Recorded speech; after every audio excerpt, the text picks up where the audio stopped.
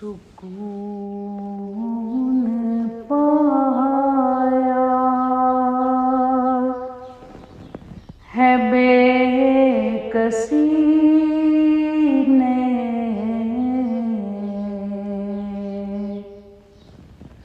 हुदूद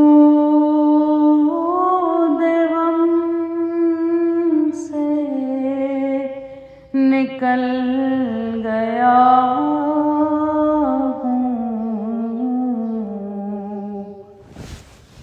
ख़याल हज़रत जब आ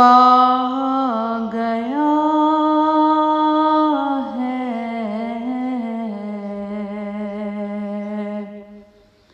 तो गिरते गिरते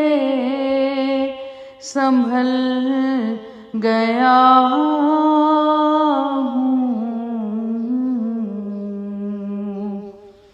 सुकून